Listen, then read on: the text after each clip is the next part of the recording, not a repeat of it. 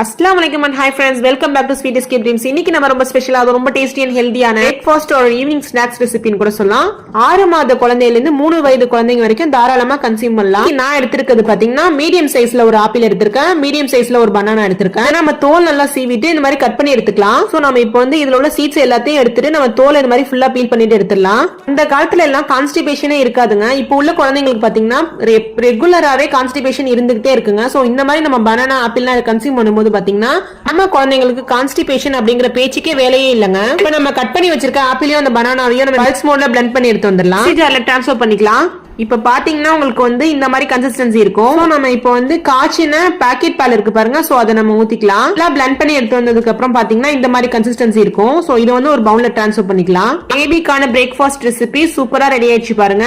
இது நீங்க அப்படியே உங்க குழந்தைங்களுக்கு கன்சியூம் பண்ணலாம். அவ்வளவு ஹெல்த்துங்க. ஏன்னா நம்ம சேர்த்திருக்க இந்த 2 ஃப்ரூட்ஸ்லயுமே நம்ம குழந்தைங்களுக்கு தேவையான ஹெல்த் பெனிஃபிட்ஸ் பாத்தீங்கன்னா ரொம்ப முழுமையா கிடைச்சிடுங்க. ரொம்ப ஹெல்த் பெனிஃபிட்ஸ் அதிகமா இருக்கிற இந்த டிஷ்ஷை கண்டிப்பா ட்ரை பண்ணி பாருங்க. டேஸ்ட் ரொம்பவே நல்லா இருக்குங்க. கிட்ஸ்க்கான ஸ்பெஷல் ஹெல்தி டிஷ்ங்க, கண்டிப்பா ட்ரை பண்ணி பாருங்க. நெக்ஸ்ட் நம்ம இன்னொரு ஹெல்தியான டிஷ் பாத்துடலாமா? சோ இது வந்து பாத்தீங்கன்னா ஸ்மூதி மாதிரி நம்ம செய்ய போறோம். ஒரு டேஸ்டியான ஹெல்தியான ஸ்மூதி பார்க்க போறோம். சோ பாத்தீங்கன்னா இதுக்கு நம்ம 2 பனானா எடுத்து வச்சிருக்கோம் அண்ட் ஒரு ஆப்பிள் எடுத்து வச்சிருக்கோம். நம்ம இதுல வந்து ஒரு 4 டேட்ஸ் நம்ம ஆட் பண்ணிருக்கோம். மட்டும் எடுத்துட்டு இப்படி இருக்கட்டும்.